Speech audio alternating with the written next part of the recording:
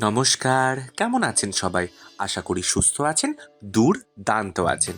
মিঠে হাওয়ার গল্প কথা চ্যানেলে আপনাদের প্রত্যেককে স্বাগত জানাই।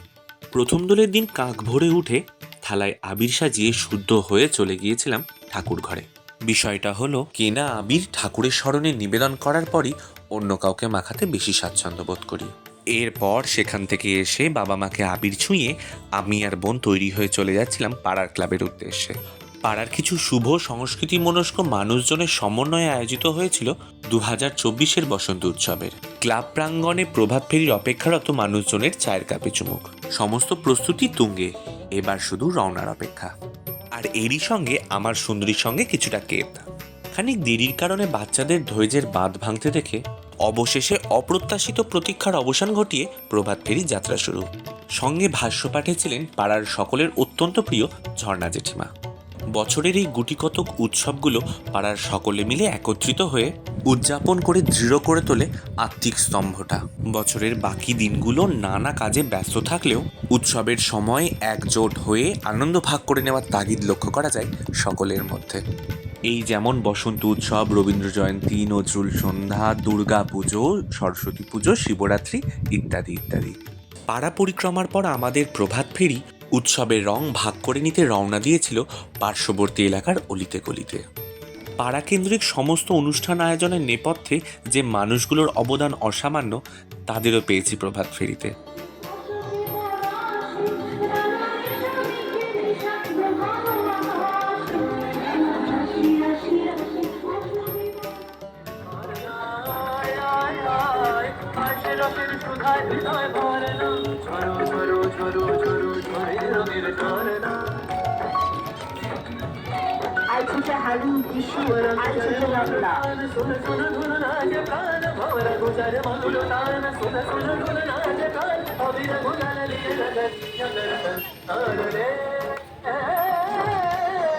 শৈশবকালের সবচেয়ে পুরনো বন্ধু সংসার জীবনে দাখিল হওয়ার পরও আমাদের আনন্দ উপভোগে কোথাও ভাটা পড়েনি। আমি মনের মিল খুঁজে পেলে নিজেকে মেলে ধরার জন্য কোনো বয়সের সীমানা দেখি না।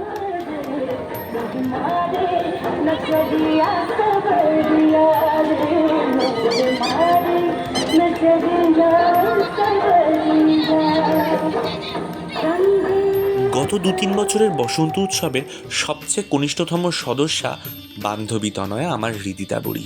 তার এই উদ্যমতা এবং মুখের কোণে ফুটতে থাকা খই মুহূর্তগুলোকে একটা আলাদা মাত্রা এনে দেয়।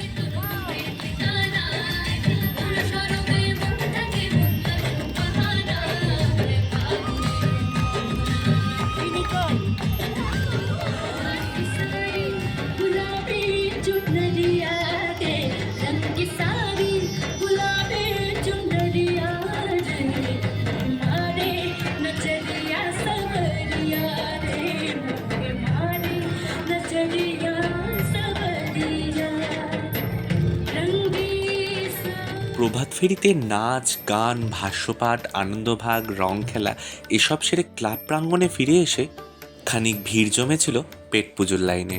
যে কোনো আয়োজনের মূল উদ্যোক্তা যিনি, যার কথাই শেষ কথা, তিনি আমাদের পাড়ার গর্ব অত্যন্ত প্রিয় মহেশ্বর কাকু। যাই হোক, শুধুমাত্র হাত না ধোয়ার নানান বাহানা দেখিয়ে এই যন্ত্রণাদায়ক কাজে নিযুক্ত করা হয়েছিল আমাকে। অনুষ্ঠানকে আরও খানিক অগ্রসর করানোর জন্য ক্লাব প্রাঙ্গণের মুক্ত মঞ্চে তোলা হয়েছিল আমাকে। আর এই নাচের প্রতি আমার অমোঘ প্রেমটাই আমাকে ক্লান্ত না হওয়া পর্যন্ত পূর্ণ সক্রিয় রাখে। এরপর ছিল পাড়ার কাকু এবং কাকিমাদের সমন্বয়ে সমবেত সঙ্গীতের অনুষ্ঠানটা।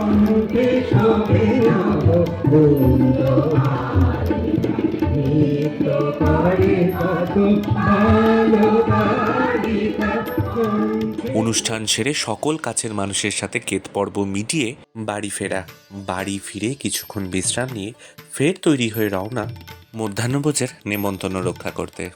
গন্তব্য পায়েলের বাড়ি। নিমন্ত্রিতদের মধ্যে বিশেষ অন্যতম আমি, মিষ্টি এবং পায়েলের বুনু কোয়েল। পূর্ণিমাতে বেণুগোপালকে নিবেদন করা প্রসাদের ভাগিদার ছিলাম আমরাও। প্রসাদ পর্ব মিটলে খানিক বাদেই আসে গরমাগরম মালপোয়া। সকলের অনুরোধে আমার কাঁধে এসে পড়ে কিছু রান্নার রিয়ালিটি শোয়ের সঞ্চালকের ভঙ্গিমা প্রদর্শনের দায়িত্ব। না, মালপোয়াটা কিন্তু বেশ সুস্বাদু বানিয়েছিল পায়েল।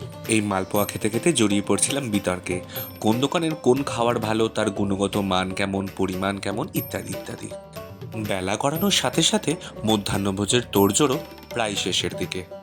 রান্নার রূপ, রং, গন্ধই বলে দেবে রান্না কতটা পরিমাণ সুস্বাদু হয়েছে। আমার মতো হয়তো আপনারাও অনেকে ভুল করতে পারেন এটাকে ডিমের কারি ভেবে, আসলে এটা আলুর দম। রান্না সেরে ঘর মুছে গা ধুয়ে দিদিমণি এখন বসলেন সাজগোজ সারতে। কারণটা হলো ওর বাড়ি আমরা সেজে গুজে এসেছি, আর ছবিতে আমাদের পাশে নাকি ওকে একেবারেই বেমানান লাগবে। তারপর খুলে বসা হয়েছিল নিজেদের জীবনের নানান ঘটনাকে জমিয়ে রাখা 22 পুটুলিটা। তাতে হাসি আছে, কান্না আছে, দুঃখ আছে, আফসোস আছে, খুচরো আনন্দ আছে, অভিনয় আছে, অনেক কিছু। এরা দুজনেই আমার খুব কাছের, তাই অত্যাচারটাও আমার উপর হয় ততোধিক। যতটুকুই কিছু পড়ি না কেন সব খুব ভালো, ভালোগুলো শুধু নিজের জন্য কিনি, ওদের কথা নাকি আমার মনেই থাকে না। এত অত্যাচারের মধ্যে আমার পাচ্ছিল প্রচণ্ড ঘুম, কারণ অনেক ভোরে উঠে প্রভাত ফেরিতে বেরোতে হয়েছিল বলে। কিউকি সাস ভি কবি বহুতির ভঙ্গিমায় পাহেল আমাদেরকে নিয়েছিল ঠাকুরঘর দেখাতে। ঠাকুর ঘরের পরিপাটিটাই প্রমাণ করে দেয় ও সত্যি কতটা যত্নশীল এবং গোছানো। আর ইনি হলেন ঠাকুর ঘরের মধ্যমণি। পায়েল আদর করে নাম রেখেছে বেনু, আর সঙ্গে রয়েছেন পরমেশ্বর। ঠাকুর ঘর থেকে বেরিয়েই চলে গেছিলাম পাশের ছাদটাতে। ওর বাড়ির একটা জিনিস যেটা আমার খুব ভালো লাগে সেটা হলো ওর বাড়ির গা লাগোয়া রয়েছে এমন একটা পবিত্র স্থান, আর যেখানে হাজারো মানুষ প্রার্থনা করে সেখানে যে পরম শক্তির বাস, এটা আমার বিশ্বাস। দোতলার ভ্রমণ সেরে আমরা যখন নিচে, টেবিলের উপর দেখি এক গুচ্ছ লাল গোলাপ। না না, গোলাপটা কোনোভাবেই আমরা কেউ দিইনি, এই একগুচ্ছ গোলাপ দিয়েছে ওর ভালোবাসার মানুষ। আমরা কিছু মানুষ রঙের বাহার বলতে বুঝি বা খুঁজি গুঁড়ো রঙের মধ্যেই। রঙের উৎসবে ভালোবেসে চলে মানুষের মধ্যে রঙের বিনিময়। রং যে কেবল শুধু তাতে নয়, ফুলেও আছে, প্রকৃতিতেও আছে, ভালোবাসায় আছে, সেটা মানুষ খোঁজে না। ও বেচারি একা মানুষ, এতদিক সামলে একা একা এত কাঁটা খাবে, তাই ভাবলাম যদি হাতে হাতে একটু সাহায্যকে করে দেওয়া যায়, মন্দ হয় না। একসাথে এত গোলাপের সমারোহে আত্মহারা হয়ে খেপি এখন গোলাপখানা কানের ফাঁকে গুজে সাজার বড্ড শখ। অগত্যা সাজিয়ে তো দিতেই হবে, ওই কোনো রকমে জোড়াতালি দিয়ে যেটুকু ম্যানেজ করে দেওয়া যায় আর কি। আমাদের এসব ঢঙের পর্ব টর্ব সেরে বসে পড়েছিলাম ভুরি ভোজে। মেনুতে ছিল ভেজ পোলাও আর কাশ্মীরি আলুর দম। দুপুরের পেট পুজো একেবারে জমজমাট। দমের কারিটা পোলাওয়ের সঙ্গে মাখিয়ে মুখে দিতেই অপার তৃপ্ততা। পায়েল টেপি আমাদের বরাবরই ভালোই রান্না করে। শেষ পাতে ছিল মিষ্টি মুখের জন্য রসগোল্লা। এমনিতেই একটাতে অস্থির, দ্বিতীয়টার জন্য বারণ করলে শোনে কে। যাই হোক, পেট পুজোর পর্ব মিটিয়ে আমাদের শুরু হয়েছিল আবির খেলা।